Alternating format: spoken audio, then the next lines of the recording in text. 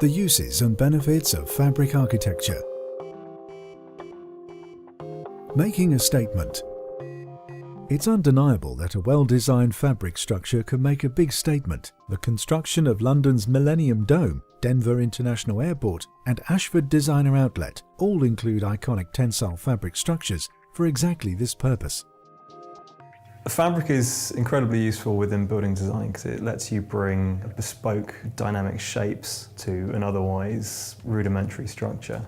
It also provides a good plateau for brand image and branding, as well as a focal point. The entrance canopy at the venue in Bristol is a great example of how a tensile fabric structure can be practical whilst creating an eye-catching centerpiece, conveying a corporate identity and transforming an otherwise regular building into something a little more special. Its size and depth provide coverage for cinema goers and passers-by to shelter from the inclement British weather. But in addition, note how the sculptural eye-catching form and colour-changing lighting make it stand out against the other boxy buildings. Whether it's an entrance canopy, an artistic sculpture, or a piece of point-of-sale material, the principle is the same. Tensile fabric structures allow creativity and practicality. Solar control.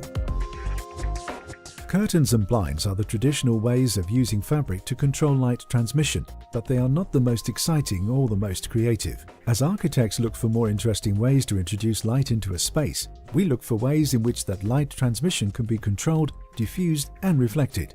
Light reflectors and diffusers can direct sunlight deeper into a building, replacing or supplementing daytime energy. Combining a practical application with an aesthetic element is a key benefit of using tensile fabrics.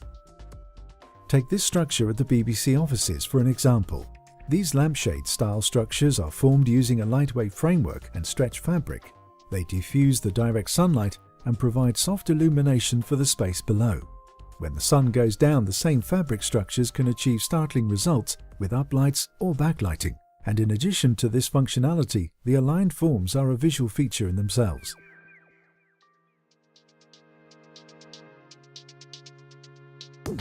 Temporary installations. While fabric structures can last over 30 years, some fabrics lend themselves particularly well to being mounted and demounted again and again. Fabrics which are suitable for this application are used for everything from small exhibition canopies to the large-scale temporary installations erected for the London 2012 Olympics.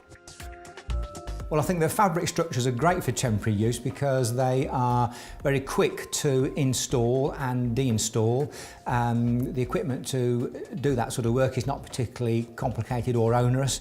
Some fabrics lend themselves particularly well to temporary use. However, if it's constantly going up and down and being stored, then we have to think about the design in a different way. The fabric panels are smaller to ease storage and ease installation, and often the foundations or the way that we deal with the loads has to be changed.